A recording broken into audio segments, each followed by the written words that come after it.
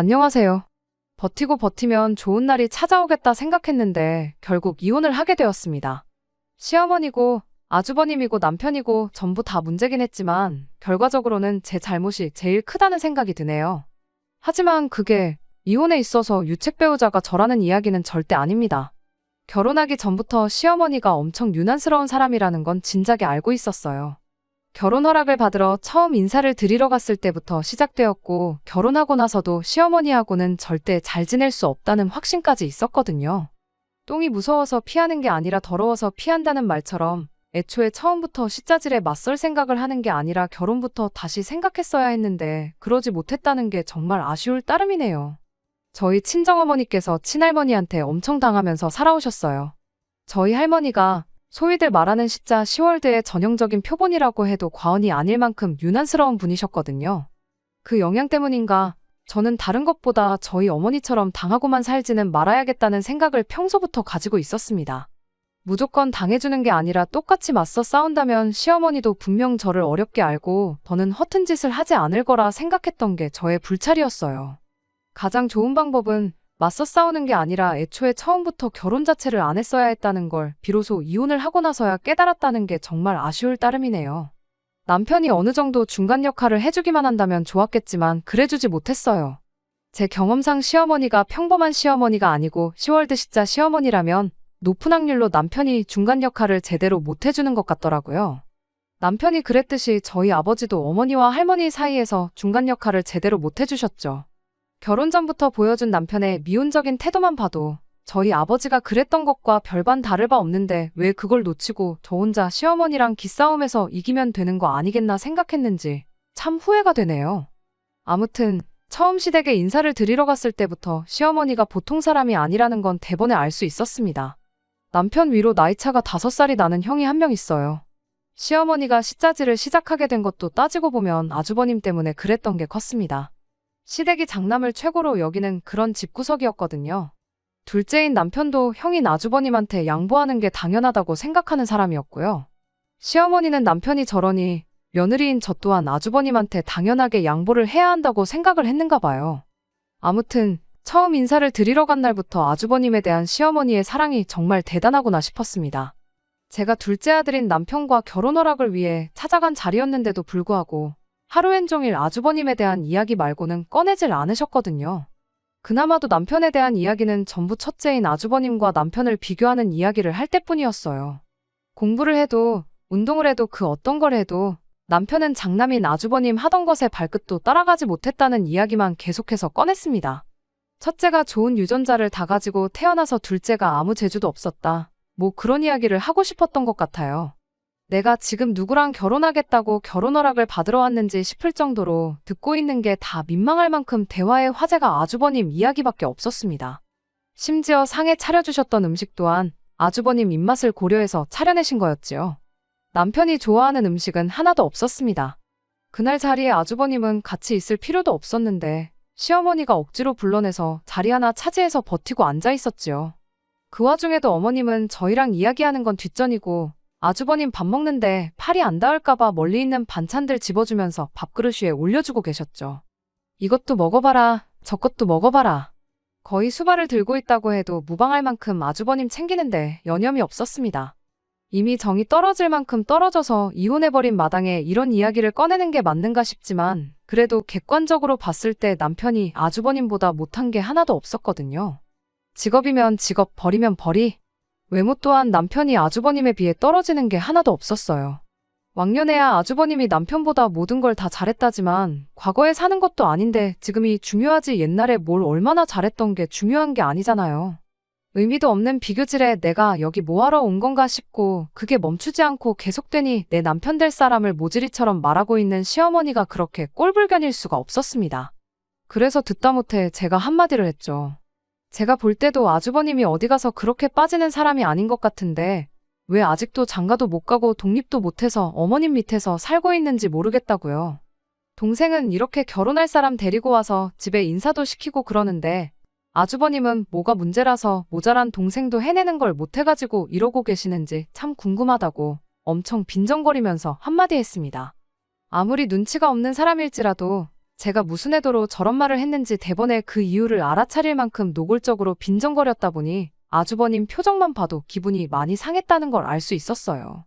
어머님은 아주버님 반찬 챙겨준다고 내 말을 못 들은 건지 아주버님 기분 살피느라 대답을 피하는 듯 보였는데 아주버님은 저 때문에 자리가 불편해졌는지 혼자서 깨작거리기만 하다가 배불러서 그만 먹어야겠다 말하더니 귀한 몸을 이끌고 혼자 방으로 들어가더라고요.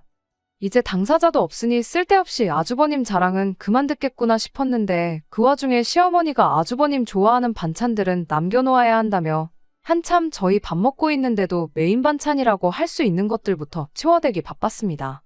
막상 아주버님 먹인다는 음식들을 빼고 나니까 집에서 대충 밥 먹을 때 차려놓은 밥상 마냥 풀떼기에 마른 반찬밖에 남아있질 않았어요. 어차피 어머님 반찬 솜씨 평가하겠다고 갔던 자리가 아니고 음식도 제 입맛에는 그다지 맞지 않았으니 반찬 몇 개 치워버린 게 대수는 아니었습니다. 그렇게 식사가 끝났는데 아주버님이 자리에 없는데도 불구하고 시어머니는 장남자랑에 여념이 없었어요. 지금은 살이 조금 쪄서 그렇지 어릴 때는 연예인 누구랑 판박이었네 하면서 동네에 아주버님 좋다고 쫓아다니던 여자들이 한두 명이 아니었다고 하질 않나? 공부도 곧잘 했어서 선생님들한테 칭찬도 자자했다질 않나? 알고 싶지도 않았고 알 필요도 없는 이야기만 계속해서 늘어놓기 시작했어요. 관심도 없는 아주버님 이야기에 맞장구를 쳐주는 것부터가 고역이었죠. 그때 당시가 아무래도 제가 남편과는 가장 사이가 좋을 때였다 보니 더더욱이 남편은 눈길도 안 주고 아주버님만 우쭈쭈 해주고 있는 시어머니한테 그렇게 기분이 나쁠 수가 없었어요. 저희랑 전혀 상관없는 제3자가 들으면 제가 남편이랑 결혼하는 게 아니라 첫째랑 결혼하는 줄 알겠더라니까요. 그 덕에 시어머니에 대한 첫 인상도 최악이었고 제 기분 또한 그에 못지않게 나쁜 상태였습니다. 집에 돌아오는 길에 남편도 제가 심기가 불편했다는 걸 눈치챈 건지 별다른 말 없이 먼 산만 보면서 제 눈치만 살살 볼 뿐이었습니다. 그런데 또 눈치나 보고 있는 남편 꼴을 보니 그것도 부하가 치밀더군요. 차라리 뭐 시시껄렁한 농담이라도 한마디 하던가 해서 분위기 좀 바꿔줬으면 좋겠는데 그런 주변머리도 없나 싶었죠. 결국 저희 집 근처까지 도착하고 나서 제가 참다 못해서 먼저 말 한마디 꺼냈습니다. 이게 다 무슨 상황이냐고. 어머님이 혹시 나를 당신이 아니라 당신 아주버님하고 결혼시키려고 저러시는 거냐고 대놓고 비꼬듯 물어봤어요. 남편이 그제서야 해명 아닌 해명을 하더라고요. 어머니가 원래도 형을 더 챙기는 분이신데 그게 별다른 이유가 있어서 그런 게 아니고 형이 아직 장가도 못 가고 하고 있는 사업 또한 자리도 제대로 못 잡은 상황이고 그래서 걱정돼서 그러시는 거라면서요. 사실 오늘 자리에 아주버님이 함께 있던 것도 우리 행복해 보이는 거 보고 형님도 하루빨리 짝을 찾았으면 좋겠어서 일부러 그렇게 했던 거였다고 하더라고요. 딱 보기엔 장남 편애하고 차별하는 것처럼 보일지라도 실상은 그런 분이 아니라면서 어머니를 감싸주는데 급급했습니다. 결혼하고 나서 몇 번 지내다 보면 자기 말이 틀린 게 아니라는 걸 알게 될 거라나요. 사실은 마음이 따뜻하신 분이라는 남편의 설명을 들었지만 안 좋은 생각이 도무지 떨쳐지지가 않았어요. 왜냐하면 친정어머니 시집살이로 한참 못 살게 구셨던 저희 할머니가 딱 장남을 최고로 여기는 그런 분이셨거든요. 저희 아버지도 집안에서 둘째 아들이셨는데 장남도 아닌 아버지가 할머니를 모시고 살게 된 데에는 할머니의 유별난 장남 사랑이 컸습니다. 장남이 불편해한다는 얼토당토하는 이유로 합가를 저희 집에 하셨던 거였어요. 그 과정에서 친정어머니랑 아버지께서 약간의 마찰이 있었어요. 집안 지원은 장남이 홀랑 받아갔는데 시어머니 모시는 것도 장남이 해야 되는 거 아니냐던 어머니와 그래도 어머니 뜻이 그런데 어떻게 싫다고 하느냐고 억지로 할머니를 모셔온 저희 아버지가 입장 차이가 있었다는 걸 할머니가 알게 되셨던 거죠. 그러면서 친정어머니를 향한 할머니의 혹독한 시집살이가 시작되었던 거고요. 그런데 지금 딱 꼴을 보아하니 암만 할머니 세대랑 시어머니 세대가 다르다고 한들 똑같은 일이 저한테 일어나지 않으리란 법이 없겠다 싶었습니다. 하지만 남편은 절대로 시어머니를 모시고 살 일은 없을 테니 걱정 말라고 확실하게 못을 박았어요. 제 앞에서 그렇게 확신에 차서 말하던 것처럼 어머님 앞에서도 한마디 할 줄 아는 사람이었으면 참 좋겠다 싶었습니다. 아무튼 남편이 어머님 모시고 살 일은 죽어도 없다고 너무 확신에 차서 말을 했다 보니 저도 믿는 것 말고는 할 수 있는 게 아무것도 없었어요. 시대가 바뀐 만큼 저희 할머니가 친정어머니한테 하셨던 만큼은 아니겠거니 싶었고 시댁과는 그냥 1년의 명절이나 생신 같은 굵직굵직한 날에만 그렇게 딱 1년에 4-5번 정도만 얼굴 보고 지내면 별 문제 없을 거라고 너무 쉽게 생각했습니다. 아무튼 그렇게 저희는 본격적으로 결혼 준비를 시작하게 되었습니다. 상견례까지 다 끝난 상황이었는데 결혼식 날짜를 잡는데 시댁이랑 저희 집이랑 의견 충돌이 조금 있었어요. 당시 코로나가 한참이던 때라 하객 수가 100명이 넘으면 안 되는 상황이었거든요.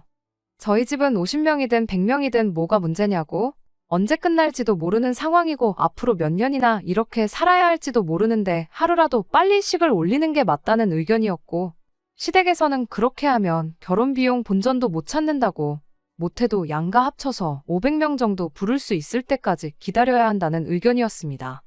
알고 보니 시댁에서 저희한테 2천 정도 지원해주겠다던 돈이 있었는데 축의금 들어올 걸 감안해서 주기로 했던 거였어요.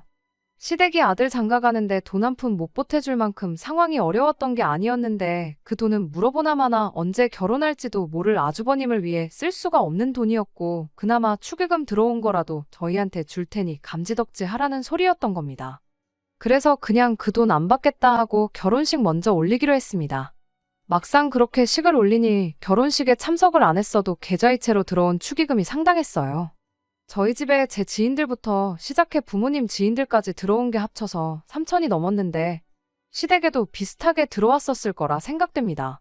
애초에 하객 500명을 부를 수 있을 때까지 기다리자던 게 있으니 그 이상이 될 수도 있었겠지요. 남편이 다른 건 몰라도 자기 지인들이나 회사 동료들한테 들어온 축의금은 받아갈 수 있겠냐고 물어봤는데 대차게 거절당했어요. 아주버님 사업하는데 지원해줄 돈이니까 탐내지 말라면서 딱 잘라 거절했다대요. 저희가 안 받겠다고 했던 거니 딱히 할 말은 없었지만 그래도 자기 앞으로 들어온 축의금까지 전부 다 형한테 주겠다고 하는 시어머니한테 남편 또한 많이 실망한 듯 보였습니다. 결혼하고 처음 몇 달간은 정말 가야 할 일이 아닌 이상 시댁 근처에는 찾아가지도 않았어요. 제가 결혼 전에 생각했던 대로 시댁과 어느 정도 거리를 두고 지내니 남편과 저희 사이는 더할 나위 없이 좋았습니다. 그때까지만 해도 시댁 때문에 저희가 이혼을 하게 될 것이라고는 생각조차 하지 못했지요. 코로나가 끝날 기미를 보이지 않고 저희 회사에서 확진자가 속출하기 시작하면서 몇몇 부서가 재택근무를 하게 되었습니다. 거기에는 저도 포함이 되어 있었고요. 재택근무 해보신 분들은 아시겠지만 집이라고 해서 일이 더 편하고 그런 것만은 아니었어요. 집에서 일하는 만큼 출퇴근하는데 고생할 필요가 없어진 것 정도 말고는 일하는 건 똑같았으니까요. 그런데 시어머니는 제가 집에서 일하게 된 걸 가지고 제가 무슨 실직이라도 한 것처럼 받아들이셨나 보더라고요.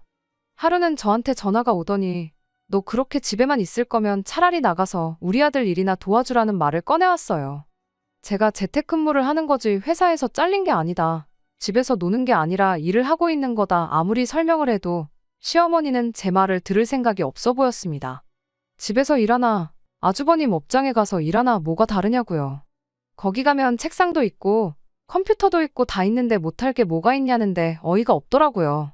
제가 해야 할 일이 있는데 아주버님 일을 어떻게 도와주겠냐. 그렇게 했다가 저 회사에서 잘리거든 어머님이 책임지실 거냐고 따졌더니 회사에서 너한테 사무실 나오지 말고 집에서 일하라고 한 게 이미 잘린 거나 마찬가지 아니냐입니다.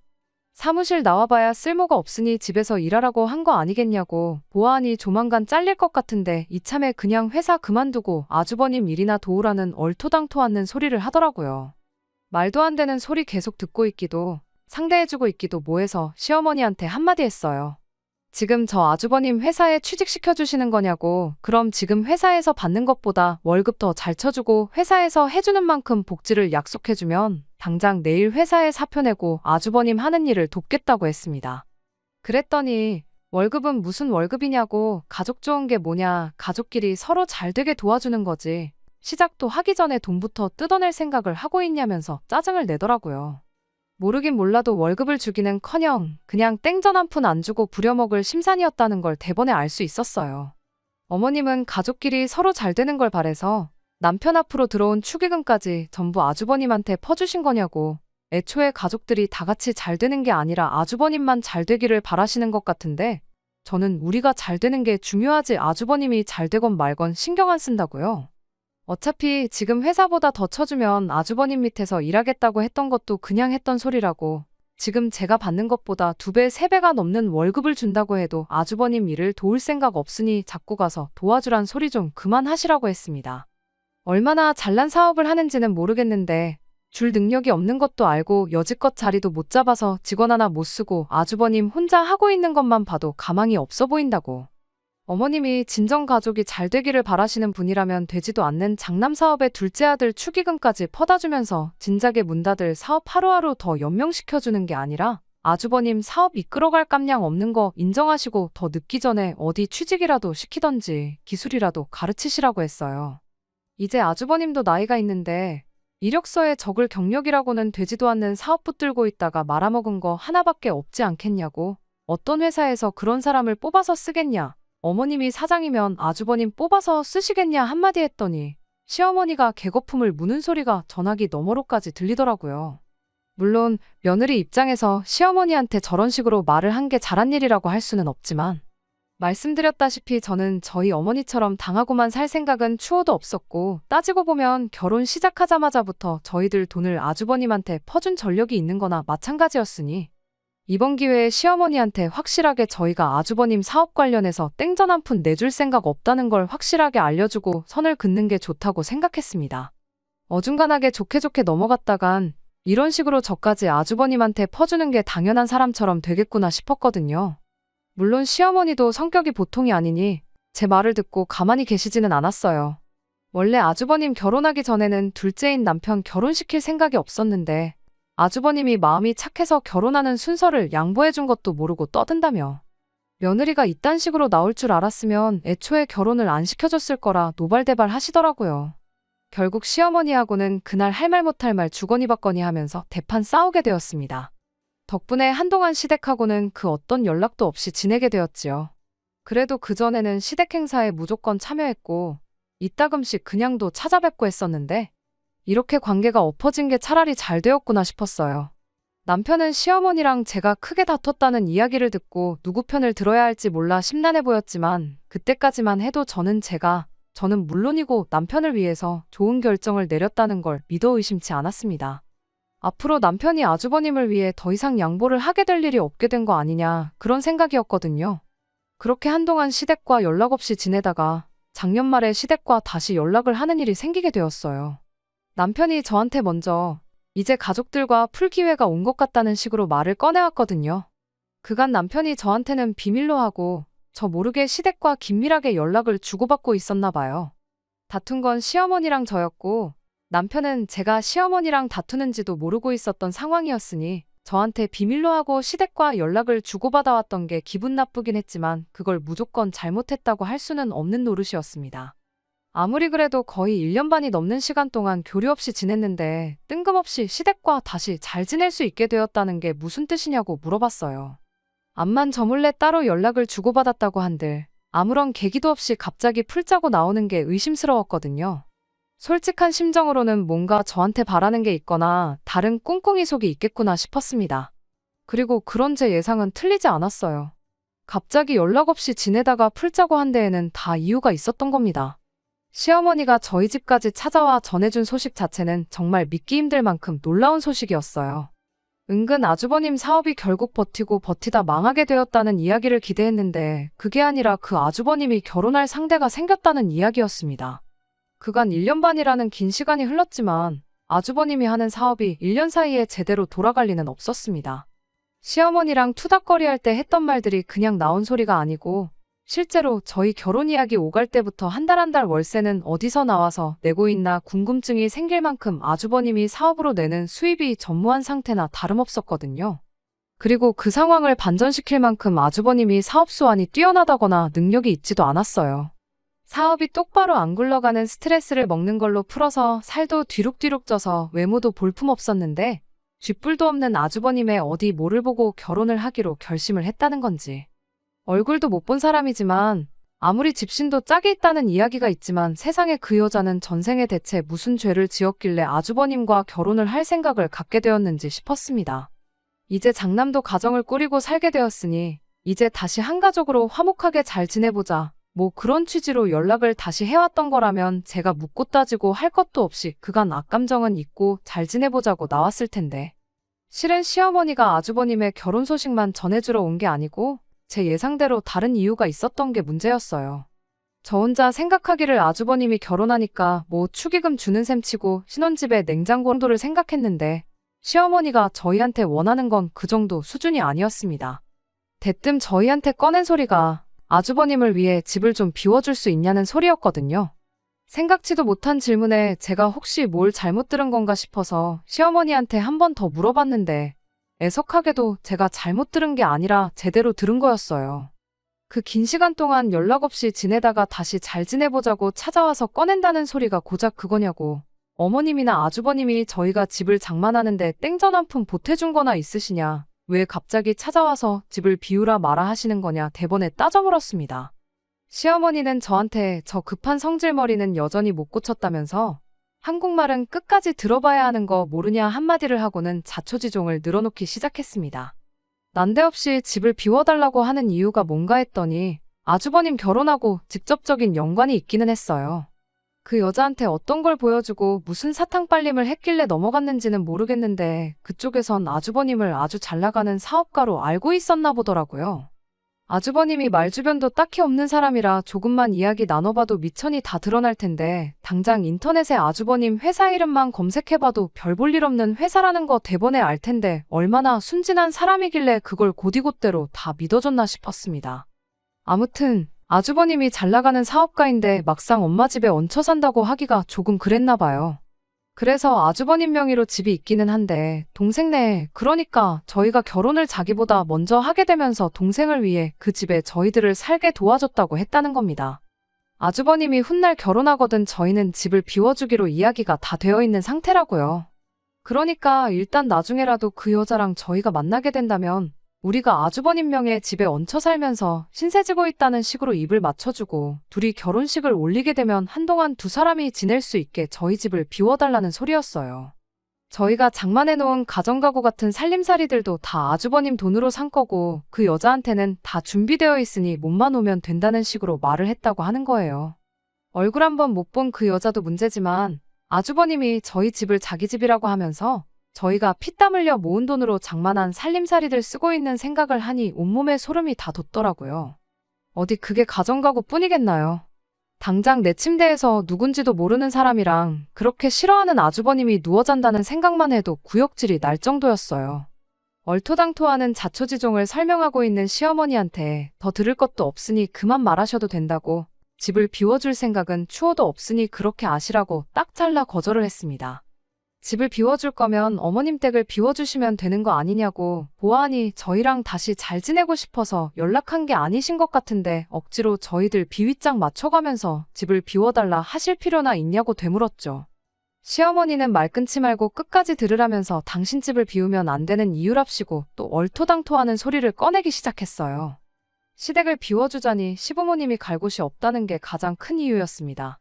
같이 한 집에 살고 있는 그림을 보여주자니 그 여자가 장남이라 부모를 모시고 사는구나 부담을 가질 것만 같고 반대로 아주버님한테 집을 넘겨주고 나가서 살자니 시댁에 남은 돈으로 멀끔할 집을 구할 여력이 안 된다는 게 두 번째 이유였습니다. 저희 결혼할 때만 해도 시댁이 형편이 어려운 게 아니었는데 그동안 모아뒀던 노후자금 전부 아주버님 사업에 처발라주느라고 노후자금이 바닥을 보이기 시작했나 보더라고요. 그 돈으로 집을 구해봐야 허름한 반지 하나 단칸방 정도밖에 못 구할 것 같은데 그러면 또 잘나가는 사업가라고 말한 거랑 모순이 되지 않겠냐고.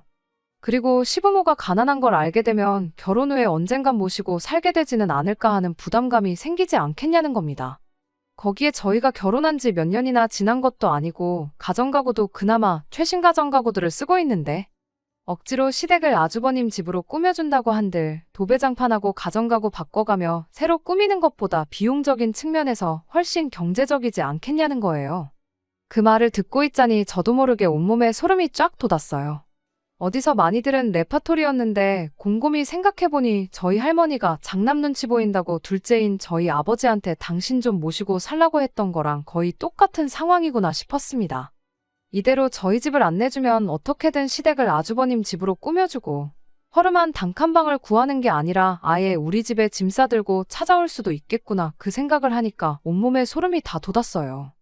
시어머니 꼴을 보아하니 제 입에서 아주버님을 위해 내 집을 양보해주겠다는 말이 나오기 전까지는 돌아갈 생각이 없어 보여서 시어머니한테 단호하게 절대로 그럴 일은 없을 테니 꿈 깨시라고 한마디 했어요.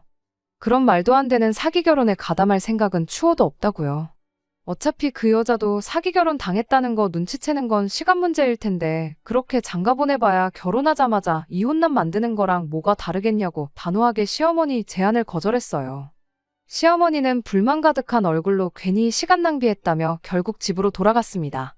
다른 것보다 남편이 원망스러웠어요. 아무리 부모 자식 간이라지만 시어머니한테 안 된다고 딱 잘라 거절하는 게 제가 아니라 남편이었으면 일이 더 쉬웠을 텐데. 남편이 시댁과 다시 잘 지낼 기회라고 말을 꺼낸 걸 보면 이 상황을 알고 시어머니한테 어떻게든 저를 설득해보라고 말을 했다는 소리잖아요. 그저 어머님 말이라면 아주버님 관련된 일이라면 어떻게 해야 할지 똥오줌 분간도 못하고 꿔다 놓은 보릿자루 마냥 아무 말도 못하고 가만히 있고 결국 싫은 소리 하는 것도 안 된다고 거절하는 것도 제가 했어야 했잖아요. 그래서 시어머니가 집에서 나가자마자 남편한테 한마디 했어요. 당신이 똑바로 중심 좀 잡아주면 안 되겠냐고요. 맨날 이게 뭐냐고 모르긴 몰라도 평생 부모 말에 거역 한 번 안 하고 형한테 양보해주던 착한 둘째 아들이 여자 하나 잘못 만나서 돌변했다고 생각하실 거 아니겠냐고. 나만 중간에서 멀쩡히 잘 지내는 가족들 사이 갈라놓는 악녀가 되는 거 싫다고 그렇다고 아주버님한테 집까지 내줘가며 전 재산 쪽쪽 빨아먹히는 거 그냥 두고 보는 건 더 싫다고. 당신 이제 결혼했으면 이 집의 가장이지 더 이상 형한테 다 양보하고 빼앗기는 호구가 아니지 않냐. 그러니 착한 둘째 아들이 아니라 우리 집 가장 역할 좀 제대로 해달라고 한마디 했어요. 그리고 시어머니 성격에 이야기 마무리 짓지 않고 그냥 돌아간 걸 보니까 내 생각엔 빠른 시일 내로 아주버님한테 시댁 넘겨주고 우리 집으로 짐 싸들고 찾아오실 것 같다고 제 생각을 말해줬습니다. 그때 어머님 찾아온 거 거절 못하고 모시고 살게 되기라도 한다면 그땐 나는 당신하고 더 이상 부부로 지낼 수 없을 것 같으니 혼자 시부모님 모시면서 남은 평생 형한테 있는 족족 빨아먹히고 퍼주고 그렇게 살고 싶거든 한번 해보라고 했어요. 남편도 결혼 전에 자기가 약속하지 않았냐고 시부모님 모시고 살 일은 절대 없을 테니 그건 걱정하지 말라고 한마디 하더라고요. 그때는 남편 말을 믿는 것 말고는 달리 방법이 없었습니다. 아니나 다를까 한 2달 정도 지나고 시부모님이 저희 집에 여행 가방 끌고 찾아왔어요. 일이 이렇게 되었으니 당분간 집이 구해질 때까지 신세 좀 지자고 하시는데 무슨 의도로 찾아왔는지는 안 봐도 뻔했습니다. 솔직히 남편이 그렇게 약속을 했다고 한들 막상 일이 닥치면 제대로 말이나 꺼낼 수 있을지 심히 걱정이 되었거든요. 특히 어머니 앞에서 아쉬운 소리 못하고 그냥 모시고 살면 안 되냐고 묻지는 않을까 너무 걱정이었는데 의외로 남편이 이것 말이 다르지 않냐고 단호하게 말을 꺼내더라고요. 여기까지 오시느라 힘드셨을 텐데 하루만 머물고 가시라는 말도 마음이 약해질까봐 못하겠다고 지금 당장 택시 잡아드릴 테니 짐 들고 다시 집으로 돌아가시라고요. 시어머니가 내가 널 어떻게 키웠는데 이렇게 내 뒤통수를 칠 수가 있냐 노발대발하시면서 며느리 하나 잘못 받아 집안꼴이 이게 뭐냐. 너는 마누라 때문에 부모를 길바닥으로 내몰 셈이냐. 이 결혼을 허락해준 내 잘못이다 가슴을 내리치며 대성통곡을 하더군요. 한바탕 난리통을 치른 끝에 시부모님은 결국 저희 집에 들어오지도 못하고 다시 집으로 돌아가야 했어요. 시부모님이 그렇게 돌아가시니 남편도 그 상황이 답답했는지 현관문 쪽을 멍하니 바라만 보면서 눈물까지 흘리더라고요.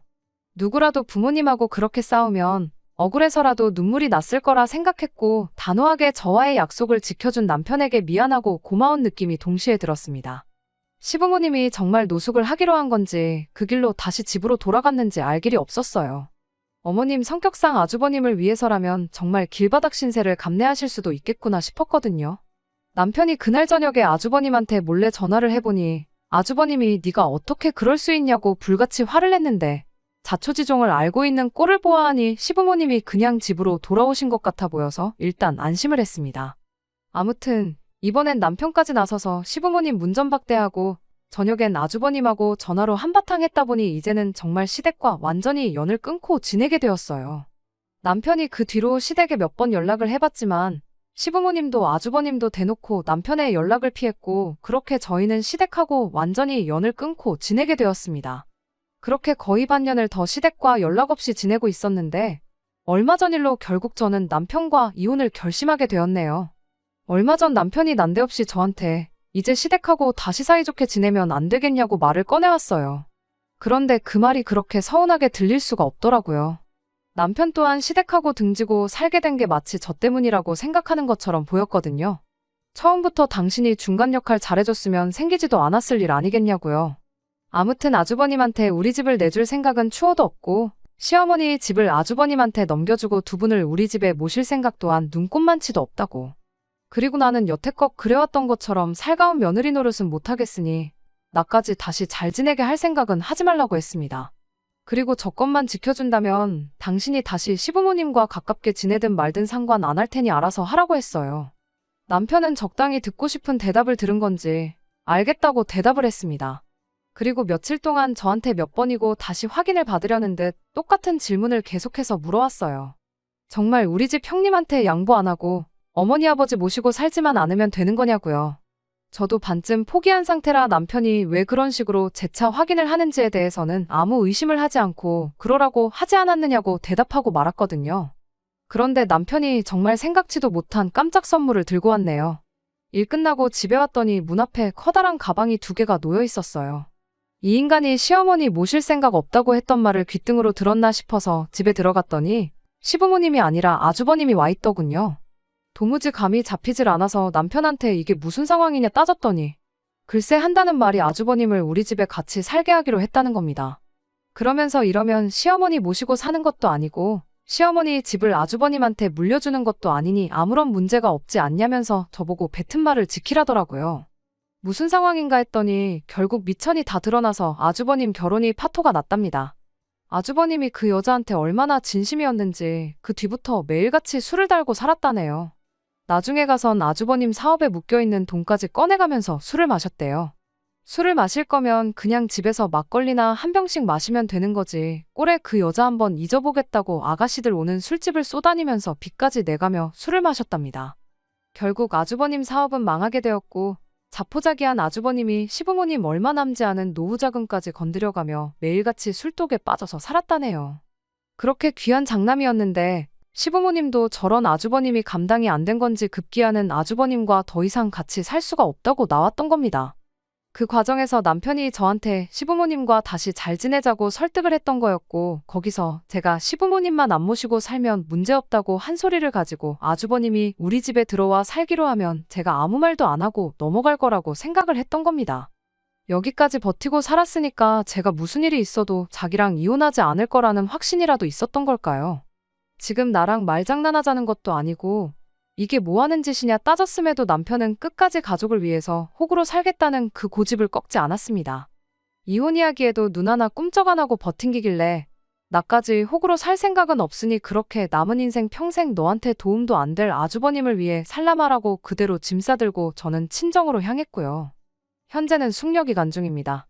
다음 주면 이 지긋지긋한 결혼 생활의 종지부를 찍게 되네요.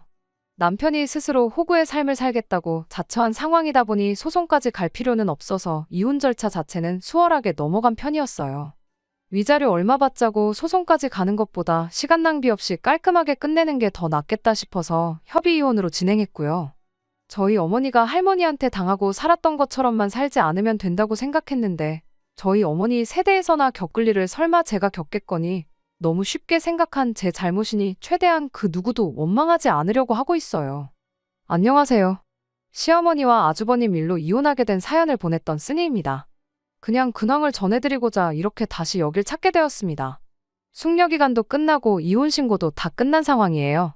더 이상 그 집구석 사람들하고 마주칠 일이 없겠거니 싶었는데 얼마 전 남편을 만나고 왔습니다. 이혼 과정에 제 짐을 다 챙겨 나왔는데 남편하고 같이 쓰던 컴퓨터에 제 개인적인 자료들이 남아있다는 걸 깨달았거든요. 그거 그냥 두고 있기도 그렇고 이메일 같은 거 자동 로그인 걸어놓은 것도 있어서 억지로 다녀왔습니다. 그렇게 깔끔하게 유지하려고 노력한 집이었는데 아주버님 들어와서 남자들이 살기 시작하니 아주 개판이 나 있더라고요. 식탁 위에 바퀴벌레 돌아다니는 거 보고 깜짝 놀랐어요. 이혼하고 전보다 잘 지내면 어떡하나 걱정했는데 제 기우에 불과했네요. 아무튼 단 1분 1초도 있기 싫어서 최대한 빨리 볼일 끝내고 후다닥 집을 나왔는데 됐다는데도 기어이 남편이 배웅해주겠다고 따라 나오더라고요. 그러더니 옛날 이야기를 꺼내질 않나 좋았던 시절 이야기를 자꾸만 언급을 하더라고요. 한 귀로 듣고 한 귀로 흘려주고 있는데 아니나 다를까 아주버님 어머니 집으로 돌려보낼 테니 다시 잘해보면 어떻겠냐는 말을 꺼내왔어요. 집꼬라지 개판나고 매일같이 집에서 술만 처먹는 아주버님 감당도 안 되고 시부모님 노후 자금까지 털려서 부모님 노후까지 책임지게 생겼으니 아주 돌아버릴 지경인가 보더라고요. 남편한테 내가 미쳤냐고, 평생 호구로 사는 거 네가 선택한 네 인생이니까 혼자 감당하라고, 나를 거기에 끌어들일 생각은 꿈도 꾸지 말라고 한마디 해줬네요. 저도 이혼하고 나서 썩 잘 지내는 편은 아니지만 남편 인생은 그냥 바닥으로 곤두박질 쳤다고 봐도 무방할 지경이니 그냥 그걸 보고 좋은 결정 내렸구나, 후회 없는 결정이었다 위안 삼으려고 합니다. 끝까지 들어주셔서 감사합니다. 오늘의 사연은 여기까지입니다. 구독과 좋아요, 알람 설정 부탁드리고 더 좋은 사연으로 다시 찾아뵙겠습니다. 감사합니다.